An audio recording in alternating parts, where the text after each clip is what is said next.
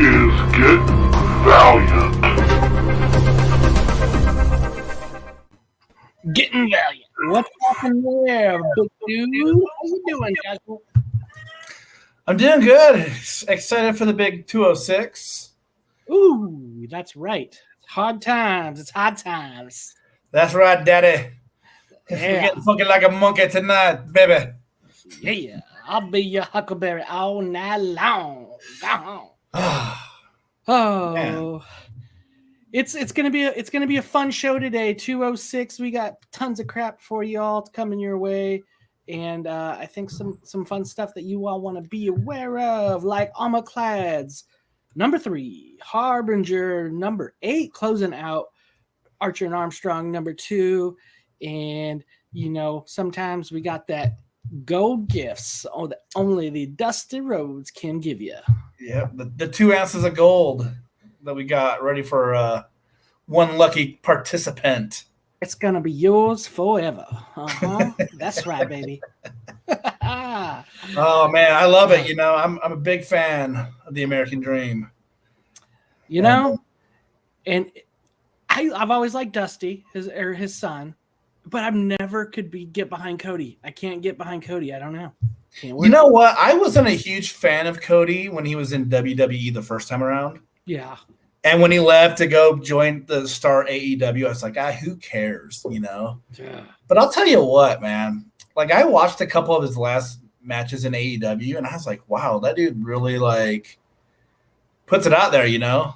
Like, like his last match, I think, was against, like, Sammy Guevara.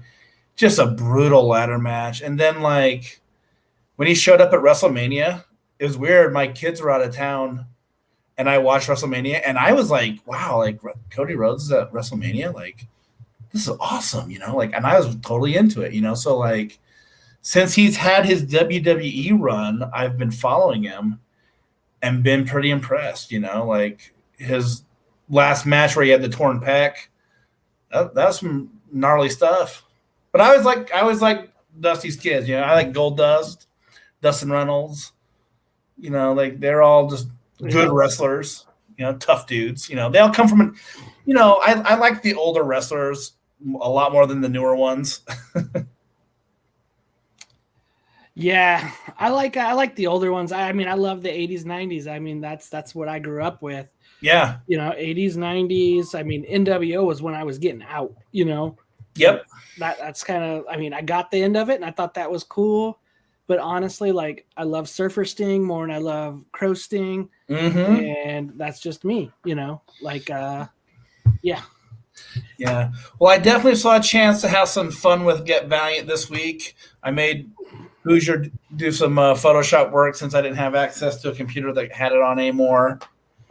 But I was really excited for our 2 ounces of gold giveaway. Yes, indeed. So that's where we're going to put stuff in the chat for this. If y'all want to be surprised with some gold in your inboxes, you just let us know, and we'll put your name down. We'll get you in the hat for the drawing, and we'll go from there.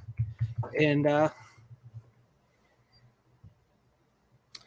yeah. So what kind of news we got going on this week for Valiant?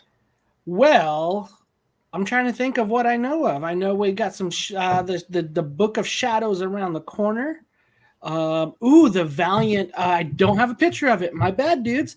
But I think it was. I don't think this was a picture that we saw offline. I do think it was the new Bloodshot action figure. Oh yes, I totally forgot about it. Yeah, that's around the way. So that was introduced. So I'm pumped up for that. I think the image that they show with that company, I forget what it's called, but it's the silhouette of Exo Manowar and Ninjak to come too.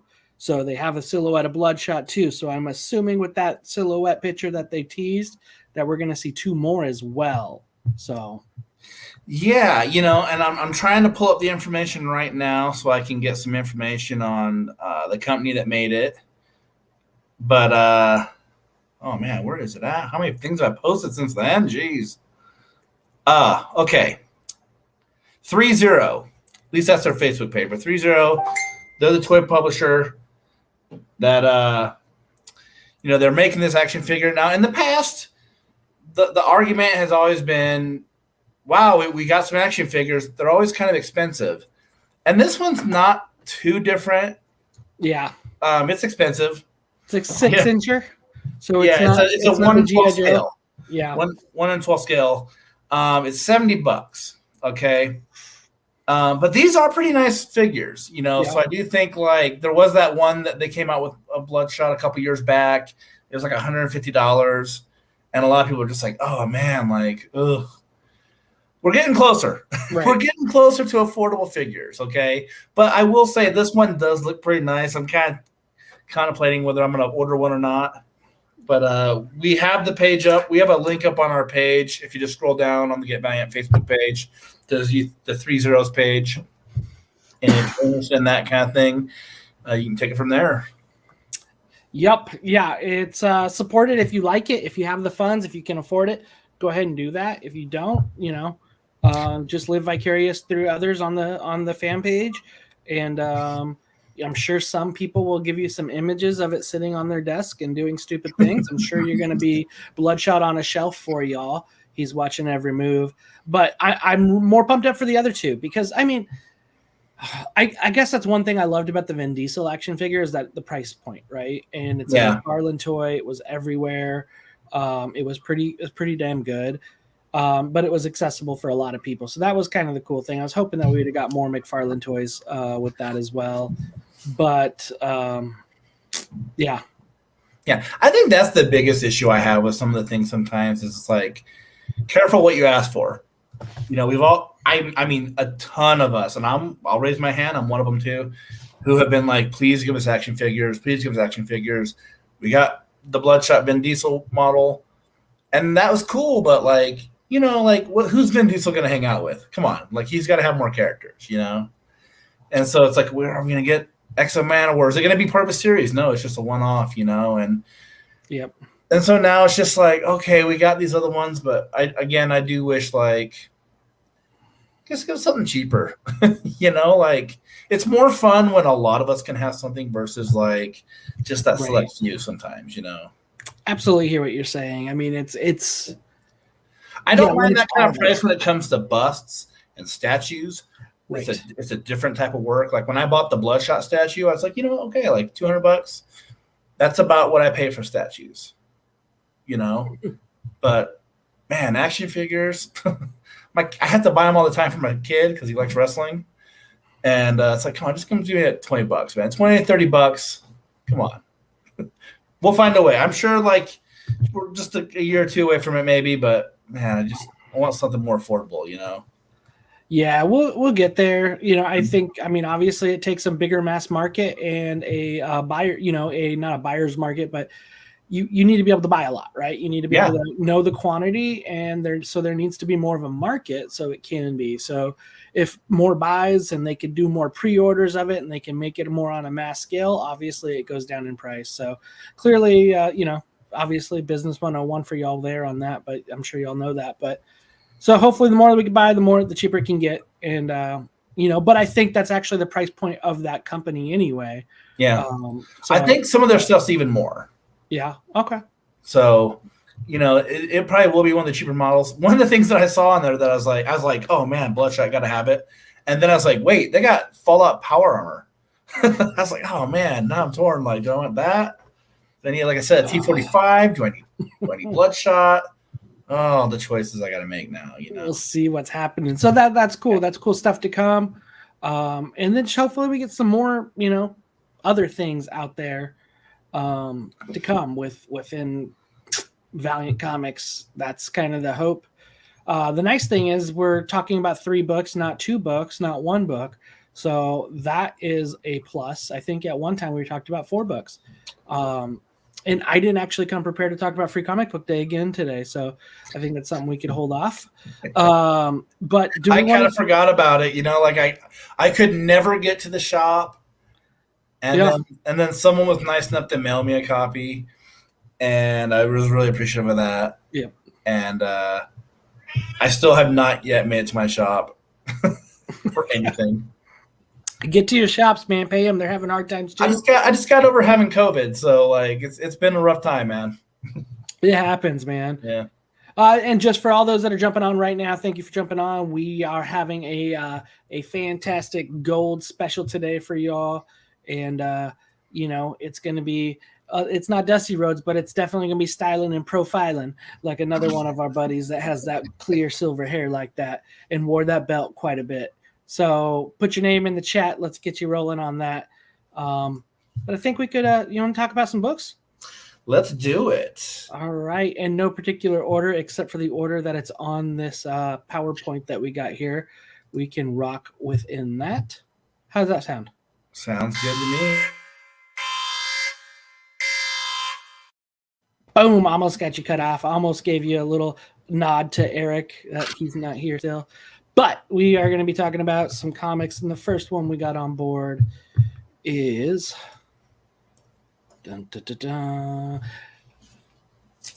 oh, we're still waiting on it. Is it going to come? Is it coming? Oh, it's the Soul Armorclads number 3. O'Connor, Bucoletto, Sepulveda, Fernandez, Locas, and Sharp. So Sepulveda. So Armorclads number 3. So, I have another, especially when I see the previews for number 4 now, I have a couple more little analogy type of things that I connect this with. I think at first we were saying it's a little bit not Super Troopers, but Starship Troopers. And then we had some, mech stuff, but as it keeps going and they keep going to these different sectors or type of things, these different units, I'm getting a little bit of a Hunger Games vibe to it too, of a group of folks crashing the main city. So I'm getting some vibes of different things put together here. Yeah, I mean, it's an interesting book, I don't know, kind of how to really, pinpoint what it is, But this third issue was pretty good, it saw an art change.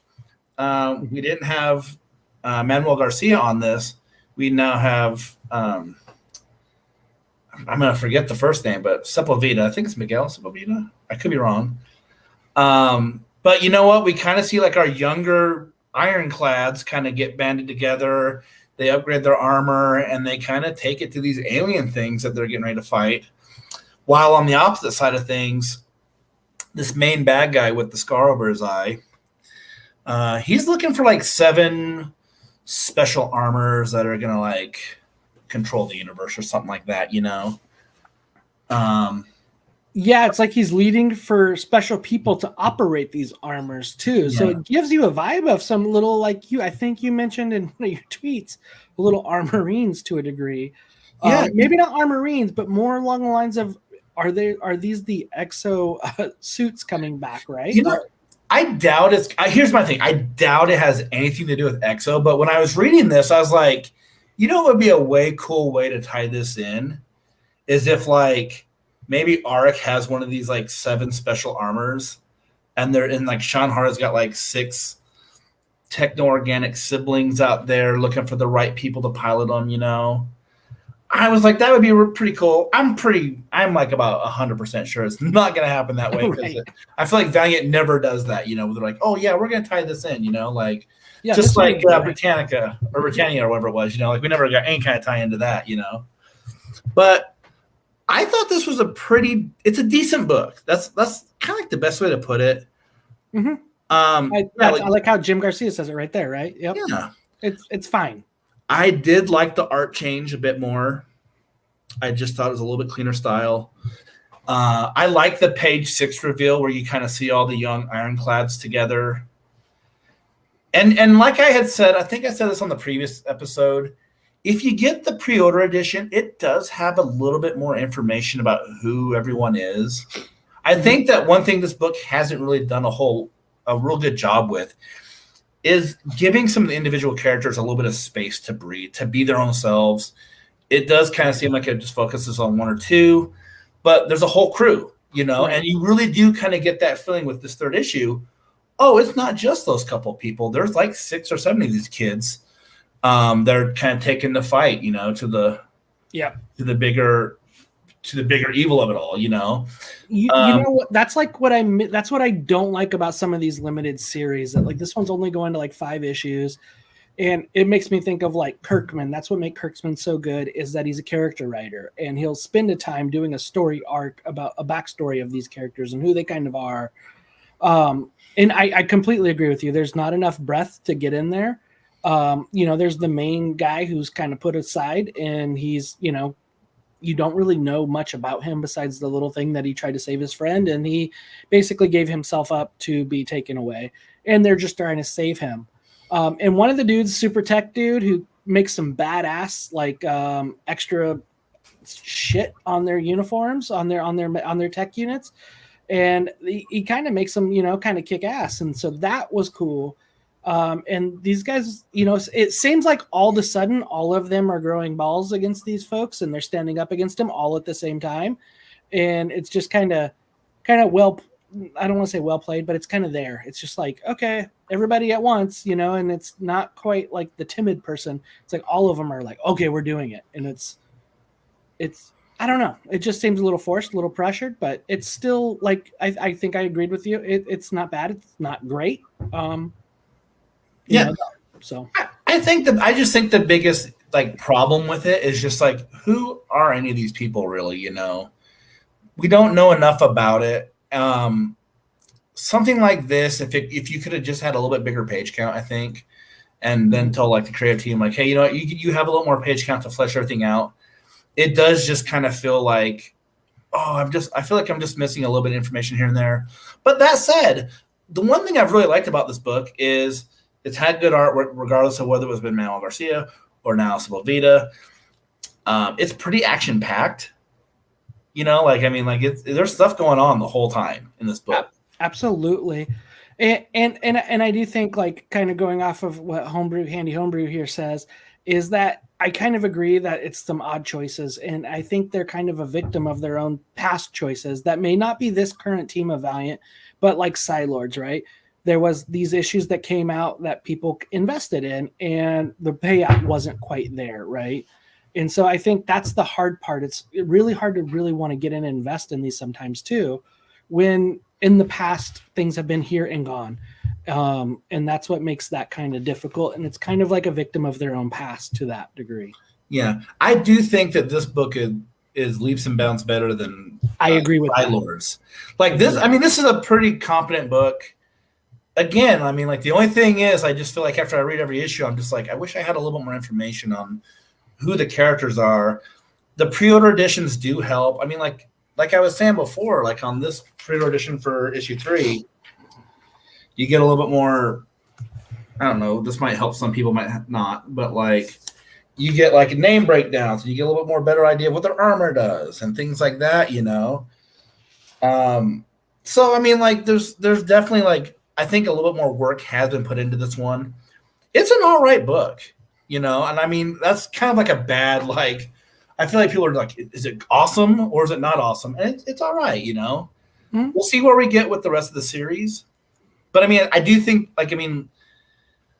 some of the books in the past that I haven't liked a lot, like I haven't loved Psylords or like Roku, for instance. Right. I couldn't recommend those books at all. But I think like with this one, I would be like, try it, because like it is something different within the Valiant universe. Definitely like a lot like the Armorines, which I feel like we all kind of feel like that's what it's tying to in some odd way, like the Armorclads, Armorines, or something there with it, but it's not a bad book, Right. But I just feel like it's hard to give it like a glowing endorsement. That said, if I was going to score this, I would go with a 3.5 on that.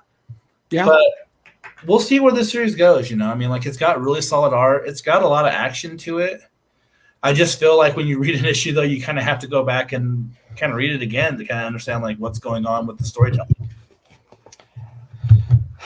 Yeah. I think I had to go through it twice too. I noticed an art change, but I didn't notice that there was actually an art change. I guess it was just like this issue just seems a little more rushed. It didn't seem like it was a different artist to me. I noticed it on the page 6 reveal of like the team, I was like, this isn't Manuel Garcia. Yeah, I didn't notice the artist change. I thought it might have just been a rush job or something like that. But yeah, ultimately, I think I'm right there with you. 3.5. It's been a interesting story. I'm interested to see what's happening next. I'm really wanting to know what the big picture is. Again, is this going to be something that's gone and it was just one of those onesies that happened? Or is this going to happen with more stuff? Is this going to happen with, is it going to be involved in the universe, the big universe, the multi-universe or whatnot in a bigger level? That is yet to be seen. But for the most part, it's been pretty good. I do agree that we need some more character voice in this to give them their kind of their attitudes, their points. I'm trying to think about how the writer would be voicing these folks, and I'm not quite getting it. But it's the story's good. The plot seems to be, fairly, kind of in line to what you would think right now. So I'm hoping that maybe they change that up a little bit. Something happens different. But it is it's been enjoyable. It hasn't been bad. Yeah. All right. What is next on the agenda? Well, let's see. What is the next book up? And so everybody's asking the gold. There's some gold that's happening. It's just there's gold in our hills. It's gold over a book that had recently came out, number 1 that had recently came out. But right now we're going to talk about Archer and Armstrong number 2. This is number 2. I love this cover right here. I love this. I think it looks great. So yeah, I think it does. It's getting back into covers that tell a story, and it's not just a pinup, right? I feel like that's what we got with a lot of comics in the past recently. And we saw that was different in Armorclads too. But I like that we're getting some covers that actually relate within the story a little bit more than what we had in the past. So, and then this picture totally relates more with the story than what was initially thought. So, actually, I didn't put that together till just now. And so, so we got Fox, Ferrito, Gumarades, and Ostami Halu.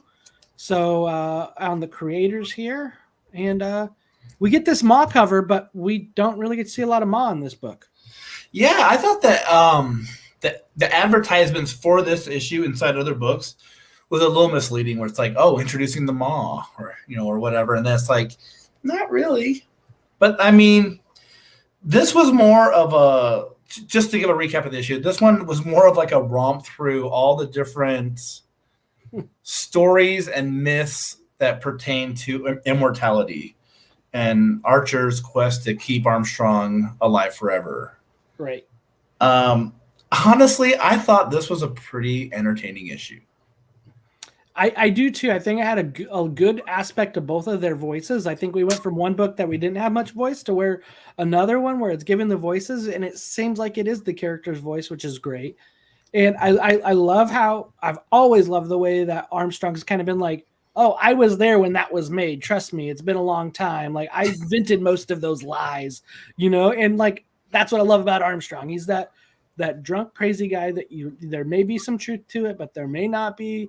And, that's kind of the lovable of that character that I like. Yeah. I love the conquistador who falls in the Fountain of Youth, and he comes out all like, mutilated, like deformed, mutated. He reminded me very much of the dude from RoboCop near the end of the first movie, where he's like, he hits the toxic waste and then he's run over and he's just like a creepy dude with like skin hanging off him. Yeah, it is pretty great with the Conquistador, the image that we have up on the screen. And it was like Archer's pretty much pushing Armstrong into this, and Armstrong's like, no. And then the Conquistador comes after him. He gets in there, and then that's what he sees. But it's another like Archer and Armstrong globetrotter, right? They're going across, they're looking at many adventures, they're looking at many stories, tying those in with this, kind of like faux reality of things that have, possibly happened in history. And it kind of turns it on its head. And, we get to see Ma kind of looking at him in the background, like in a panel or two, maybe. And that's all we get of Ma. but we get some more fun with Archer and Armstrong. The ear is still not healing, and it's beginning to be, you know, a fun tale of the buddies. Yeah, I'm a fan of this title though. I mean, like I feel like Archer and Armstrong has most always been pretty good with Valiant since 2012. Fox and Fiorito are a pretty good creative team on this. I like the art a lot. The colors work really well with it, and I just think like they get the voice of the characters so well, you know. And one note I do have about this book is, and this was something I really liked about this issue, and I saw it twice in this, is it kind of made reference to things that we've seen happen before. You know, it made an editor's note about the Volume 1 Michelangelo Code, and it had another one of those to the one shot about the Green Knight. So it was a book that did a good job of like reminding you, like, hey, there is other continuity outside this miniseries. You know, the stories that might have happened in 2012 or later, but, you know, there are definitely other tales and they're making reference of it. So it does make you feel like they do belong to a much larger continuity. Yeah. And I haven't ever seen this one announced as a miniseries. It's not been given a number as an end. So, I mean, we could predict that it's going to be 2 arcs because that's kind of what we've been seeing. But I'm hoping that sales happen, and I'm hoping that we get good Valiant sales on this to keep going, to continue some of these stories for some longevity within these characters. But that's wishful thinking. Yeah. You know what? Just make the stories good. I mean, that's all we can ask for, you know, like I feel like they've totally nailed the characters here. You know, I mean, it's just my opinion. My opinion's no different than anyone else's, you know, but I do feel like this is exactly what I want out of Archer and Armstrong, you know? Like, they do kind of approach a sillier aspect of what's going on in the Valiant universe. It's a lot more, like, lighthearted. But at the same time, like, these stories always end up being very fun. They're not very dull. There's a lot of funny stuff to it, but there's a lot of action. And they do kind of feature some of the most off-the-wall villains, you know? And, I mean, maybe that's a weird way of, like, explaining the entire series, but that's kind of what I want, man. Like it kind of keeps you on your toes as a reader, where it's not so much like everything else. So, but yeah, definitely some great stuff in this issue. I'm curious to see what the thing is at the very end that's gonna stop them from eating the golden apples. It looked like some kind of like Krampus thing though, but like we'll see what it is. Yep. I think it was in this book. There was one where I saw a horrible edit job in it within the words, and I was going to try to spot that out, but I can find that later. Oh. Hoosier?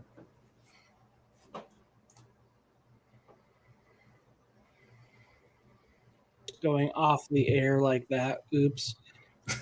Life happens. Like I said, I think I found like an edit spot that I thought was weird, but in this, I believe it's this book, but I can't find it. So, as far as like grading this one, I'm gonna go with the solid 4. You know, like I was like, oh, do I go 4? Do I go 4 or 5?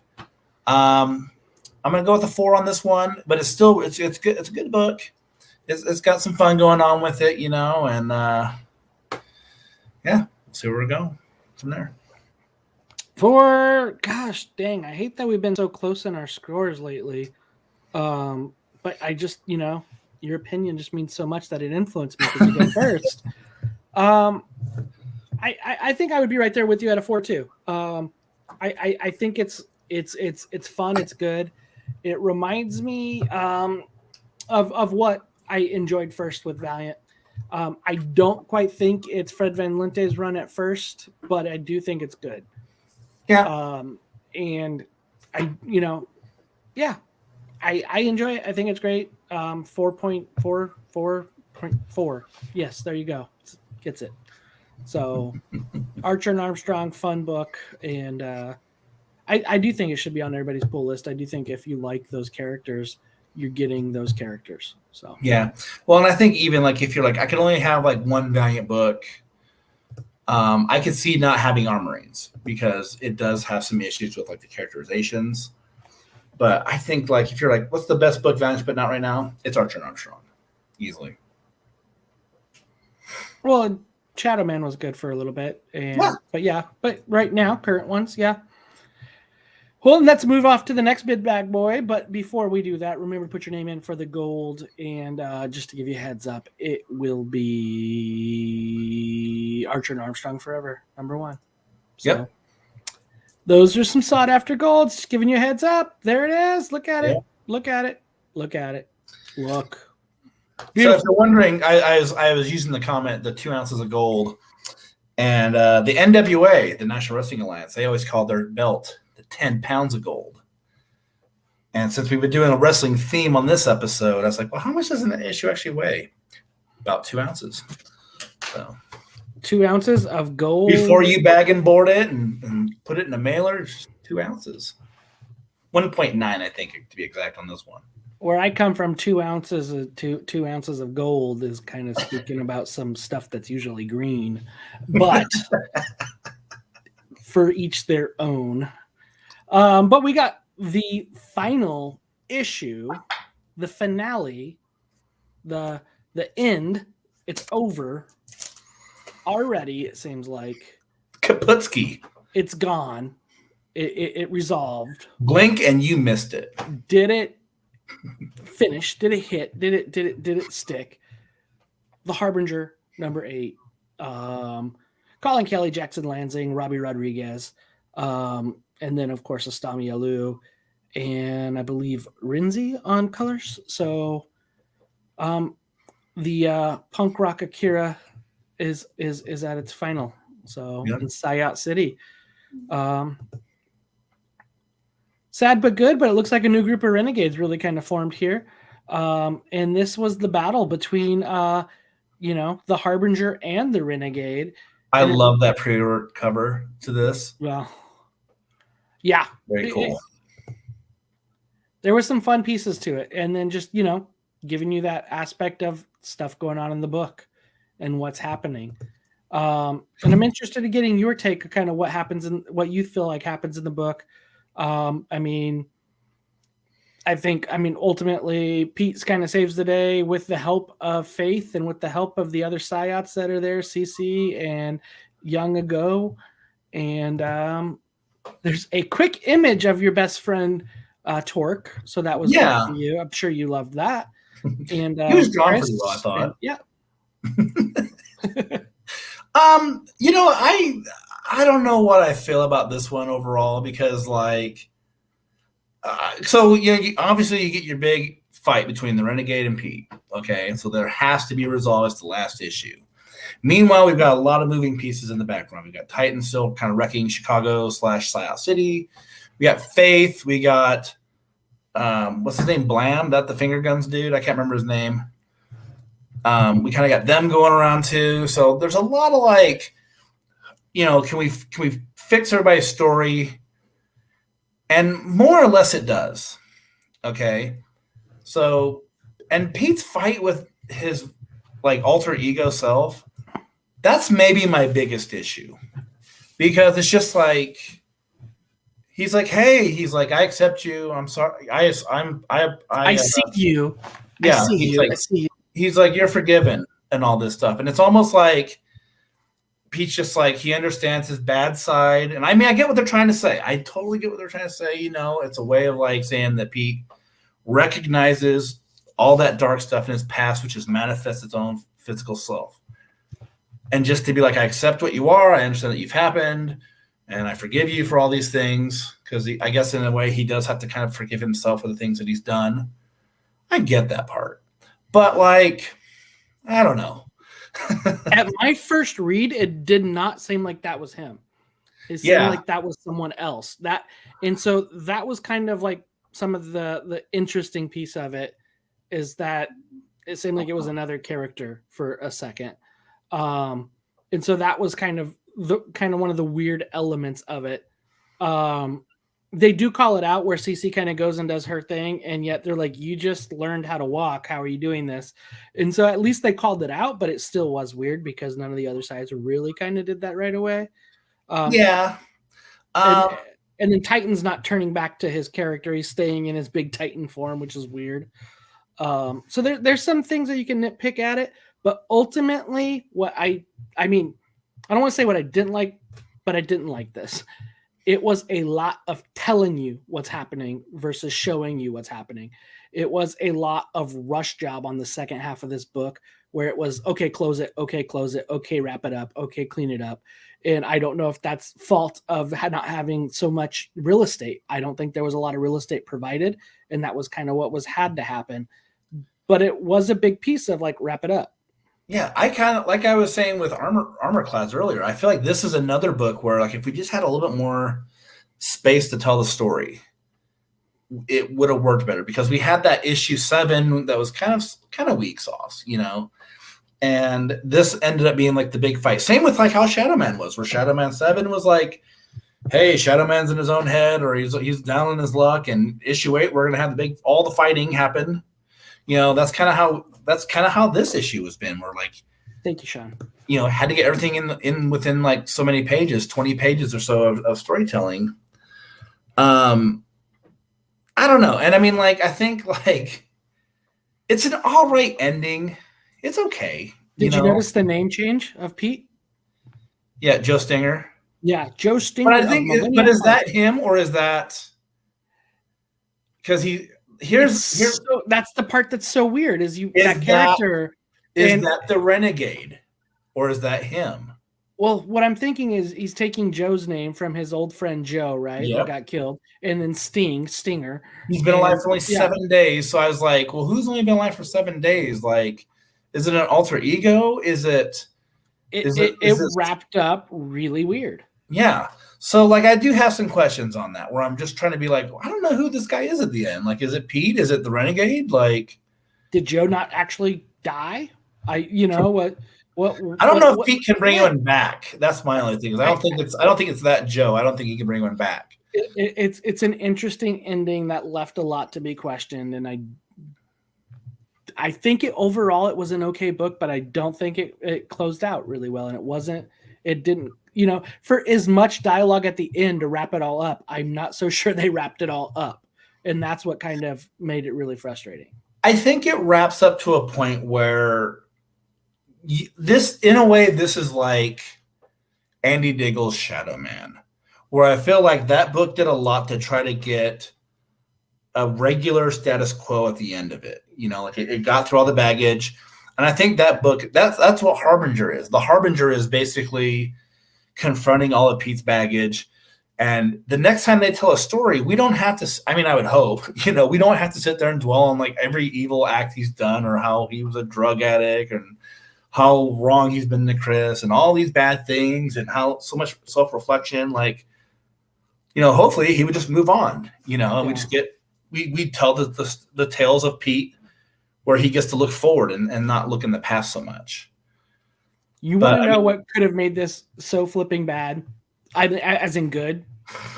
What?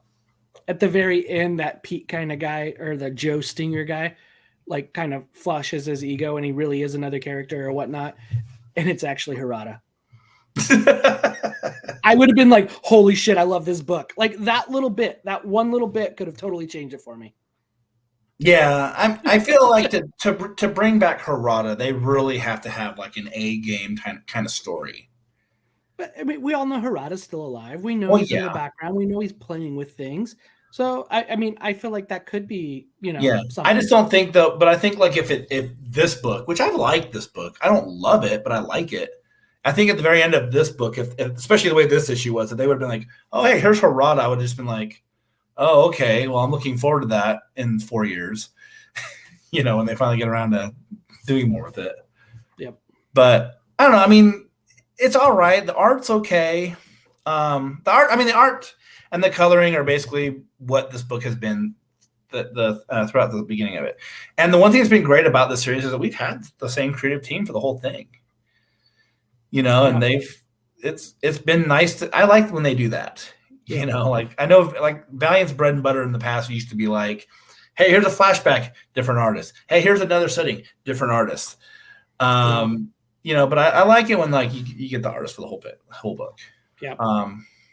And Todd's reading this that Joe was the renegade stripped of powers, and so that would mean like Pete found a whole group of powers to where now he could like reverse people's powers, and I mean that would kind of suck if that happened all of a sudden and be like, okay, then what foe is actually against Pete if he could just reverse their powers? Yeah. I just don't think it's like literally Joe, because Joe would have to have been brought back from the dead. Because isn't Joe dead? Well, Joe also was like this weird person that had all these weird powers. So I guess it's expanding disbelief. Yeah, I don't think it's Joe, but I mean, I don't think it's like Joe in that sense. Right. You know, I don't think it's Pete's friend.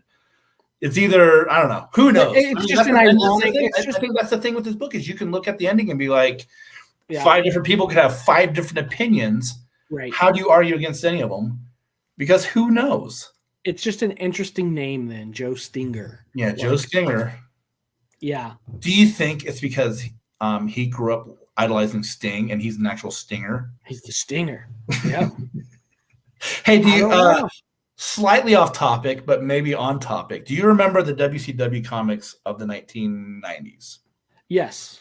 Okay, do you remember the Sting issue where the kid gets cancer and the nurse is like, so-and-so, Sting can't cure you of cancer, but he can make you a Stinger. You think that's what this is? It might be. It might have came all the way around, because they couldn't get the WWE. So might as well come back and get the WCW, a nod to the past of comics. And yeah, that would be funny. AEW sponsoring this right here. But let's score this one up. I mean, I think I was leading at this book a lot higher than what I think it finished. So, I mean, I think I'm going to be at around like a 3.25 with where this ended. And that's not like where it's completely bad at all. But it's just, I felt like, like the last half of this book kind of rushed it. And I think for so much, it didn't clear it all up. It wasn't clear enough. And I'm not asking to be spoon fed. I guess some people it might be, but a little bit more, to some of it. Yeah. I did like the faith stuff in this quite a bit too. I like the fact that the one guy, Blam, he's like, you're still a supervillain. He's like, but I'm going to be your nemesis or whatever it was he says. So I really like that kind of exchange. This one's hard because there's a part of me where I'm like, it's a 3.5, but then I'm like, oh, maybe it's just a 3. Because it's just such a confusing ending. And I think if they really would have just if the ending wasn't so confusing to me, I would be like, okay, 3.5. And I mean, that's not, I don't think even a 3 is bad either. I would say it's like a good 3, leaning in a positive direction. Because I mean, overall, this has been a really fun series, I think. Right. I'm going to go 3 though. 3. Okay. So, I mean, we're in the same ballpark. Yeah. No, actually, I looked at that page and it's Faith telling Blam, you're my nemesis now. Basically, is that what it is? I let you get away. So, I mean, it means that we can have some Faith stuff along the way. Yeah. But I do like that, Faith kind of throws that out. You're my nemesis now. And yeah. Overall, I mean, it is an all right series, I mean, it's kind of like Armorclads to me. We're like, yeah, it's not bad. It's not great. It's okay. It's all right. I'll tell you right now though, I will totally reread this series at some point because I did like it that much. It's not like Psylords where I'm just like, oh, I'm probably not going to reread this again, or Roku. Roku's really bad, I think. Roku's the new book on my shit list as far as like old Valiant books go. I'm just like, oh. Yeah. Really, really horrendous villain. I think we can still go with I might go Roku, but what was the other one that I couldn't stand? Dead Drop. Well, no, I mean Dead Drop actually wasn't as bad until like Bloodshot Rising Spirit showed up, right? Like that was a sad Oh man, Bloodshot Rising Spirit's another dud. Oh, and then I think the last arc of Livewire to me was the worst arc. Bad, it's bad. That one's probably to me the very worst arc I've came across. I think I don't know. There's just too many things I think that got forgotten about with that series. There's some wasn't some kids that were taken and then we never saw her right. get those kids. Like, what? Come on. Like, why is that? I feel like that's a whole thing with Valiant. Like, kids in custody, somebody's got them. Well, we're not going to get them out anytime soon. I mean, where's the like Gen Zero kids that were still capturing Rook? You know? Yeah, I mean, not that I care to see the Zygos twins, but still, right? It's like, I don't care to see the Zygos twins, but where the hell are they? And, yeah, but I mean, like, we got Animalia out. Like, why can't we get them out? You know, right? And that, I mean, I don't know, a whole different story, I guess. You know, a whole different story. There's a lot to be unpacked. That just means there's a lot of Valiant stories left. And I would say one of the ones I'm the Bloodshot Unleashed just looks freaking gnarly. There's been some not spoiler images, but teaser images of that I'm in for. Yeah. Well, if you haven't done so already, it's a golden opportunity, and I don't mean a golden shower. It is. I hope you don't. Oh man, if that's your thing, though, that's cool for you in private, in a shower. Yeah. But that's not us. But we got Handy Homebrew, we got Todd, we got Jim Garcia. I did see Sean Hayes. There's Sean Hayes running back through. Scott is in this bad boy. Anybody else? Did you see Ben in there? Yeah, Ben Decker was in there. Ben Decker. Oh yeah, right at the beginning, Ben was up in there. Yeah. So if you're not one of those names I just mentioned, make sure you give me your name or give us your name, so you can be in the drawing for some beautiful, beautiful gold Archer and Armstrong forever. We'll give you guys one last moment. If you're listening, you haven't put your name down. If you haven't made a post yet or anything like that, do it right now. I want to talk about something a little less happy. Sad. Yes. Yeah. And we didn't get very much Valiant work from this guy in the first place, but like Tim Sale passed away today, and he did the pre-order edition cover for Bloodshot, the last Bloodshot series. But I mean, obviously he's probably more of a I mean, like if you read Batman, you know Tim Sale, Long Halloween and just tons of other books, but definitely sad that he passed away. I feel like it's been like a bad year for Batman creators. Like we lost Neil Adams, and then we lose Tim Sale. We lost George Perez. I guess it's just been a really bad year for like big name comic creators. So, the more stuff gets out there, the more we're gonna see folks like that pass. It's kind of sad. It's just kind of the way when there's more people within spotlight or whatnot throughout years, it's going to be more, and it is sad. I think one of the interesting things, like when I was early on, I think this had to have been a long time ago. I think I accidentally got Tim Sale and Tim Seeley mixed up. Just like, oops, my bad. Like, I love your Batman work. You mean Grayson? No, Batman. Oh crap, wrong guy. Oh. The thing that's a bummer. I mean, like, I think Tim was at like every West Coast convention I've ever been to. And the early years of me going to San Diego Comic-Con, I got to meet him and talk with him. In fact, I brought it up, I got this little sketch of Spider-Man I got in 2004 from him when he was working at the DC booth. And, he was just a nice guy, and like, I think all the times I've been to Emerald City, I've gotten to talk, I've had the opportunity to speak with him, and I've got a bunch of books signed and stuff like that, but to me, when I read it, I was just like, oh, what a tremendous loss, and same thing with like George Perez, especially for me. Mm-hmm. Like I like Neil Adams, but I feel like to me, like, Perez is like one of the biggest creators that I follow, and like when he like had his cancer diagnosis, I was like, oh, if he does one more show, whatever it is, I'm going. Right. And then it was just like, well, he's not going to do any more shows now because he's like on hospice because he's that close. And it's like, oh, how absolutely heartbreaking, so.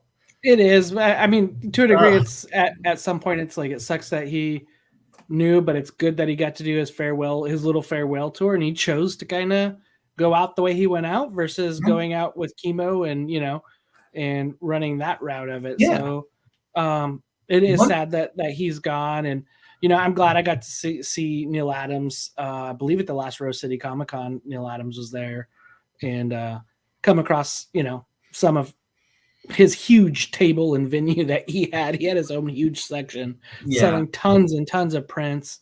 I think sometimes, like if you see a creator that you're a big fan of and you're like, oh, I would just love to go, maybe you just do it, because sometimes like I cherish the fact that I got to talk to these guys. I've got to talk to Neil Adams and George Perez and Tim Sale, and I was just a huge fan of the art. And I sit there and I try to think about the guys that I haven't met that I'm like, who have I not met that I'm just like, I got to meet one day. And it's like Jim Shooter. Yeah, like I always pop it on the Jim Shooter fans page that Don runs. And I'm like, what show is he going to be at? If he just does like something on the West Coast, I'm going to go there. But it's always like, oh, he's going to be at like this tiny one in like somewhere in Kentucky. Or Indiana. I'm just like, he was literally 5 miles away from me one time and I didn't go see him, which is. Yeah. He was at like Washington State. SummerCon. Yeah. And I was like, oh, I can't make that one. Like it was just really bad timing for me. Ooh, I'm trying to look at that. So now I'm just like, I feel like he's like that next creator that's like a big old school name.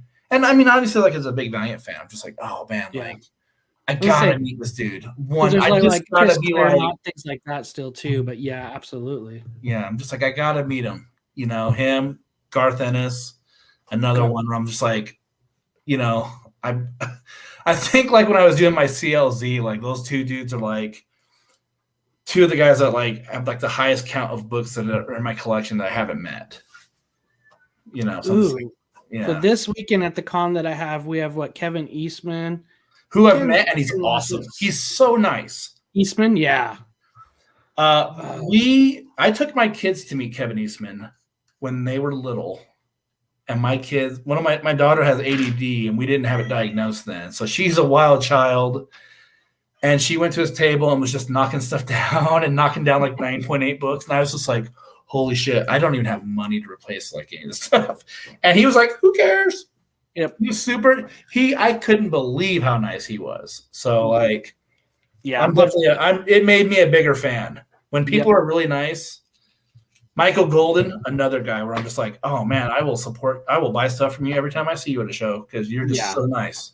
When folks are that way. And then there's some that, I won't name, that you meet and it's just like, I can't believe you were one of the first comic books I ever bought, and I was excited to come and see you, and you turned out to be a big ass. Oh yeah. I am excited because that same Washington SummerCon, Greg Capullo, and I haven't met Greg, so I'm excited to do that, and Scott Snyder. So those are like my few names that I'm happy to kind of run into and see Jason David Frank again. Oh yeah, who I always hear he's such a jerk, but you know what? My own experience.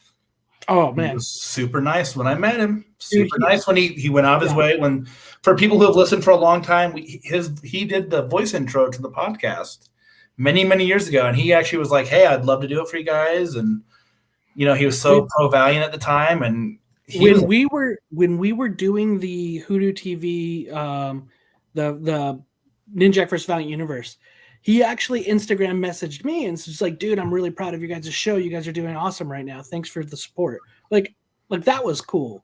Yeah. And it was just like, I can't come on. I know that you have Sierra on, and I know that you have Kevin Porter coming on, things like that. That's awesome. So I dug him, and he was super cool. And I think I was one of the last people to get his signature at Emerald City Comic-Con because I was running late from a panel to come there, and he was just like super cool. And we got to talk some MMA for a little while, and it was a lot of fun. So I liked him. I thought he was a cool dude. And I'm not a Power Ranger fan. That might have been why, because I didn't want to talk Power Rangers.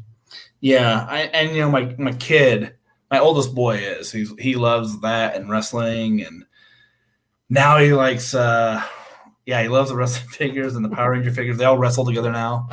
Some weird thing he does.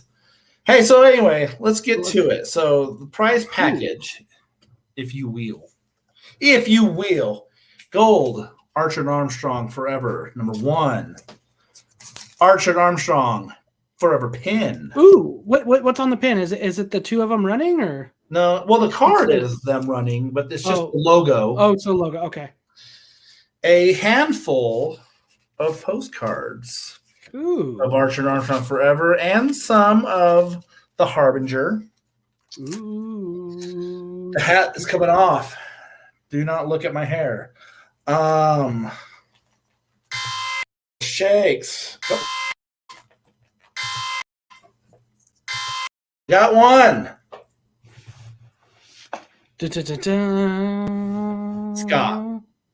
Scott Hall. He's Scott Hall, like Razor Ramon. Yes, the bad guy himself. Hey Chico, it's Scott Bloom. Scott Bloom. Speaking of another awesome dude who passed away recently, gosh, man, Scott Hall. I know. Scott Bloom, man. Bad times happen. Or what was it? Bad times happen, but bad guys last. What was the saying? That was kind of cool. So, yeah. I think it's like, but bad guys last forever. Right. Yeah. So, he was a great heel. He was a great heel. So, hey, Scott, send me a message with your address. Awesome. Congrats. It's in the van down by the river. That's where Scott. Ton. No, Scott. Hair. There's some hair. Scott Hall. A little bit, not a lot. It's happening. It's the Bald Man Show, yeah. And that's what happens when you get some middle-aged dudes. Just smooth a little bit over here if I can. Awesome, y'all. Well, we appreciate y'all jumping on, chatting some comics. We'll be mid-July. I think we got a couple books to talk about with Archer and Armstrong #3 and Armorclads #4. So we'll be back in mid-July for that. So you guys keep in touch, keep in tune. Yeah. I don't know what happened. He just fell off. We'll see if he comes back on. But if not, hey, you know what? Here he comes. Yep. Subscribe, do that things. I was getting ready to close it out for us, man. Do it. Finish it. Stay valiant. Kick it funky like a monkey. And we'll be back in July. Until then, stay frosty, Holmes.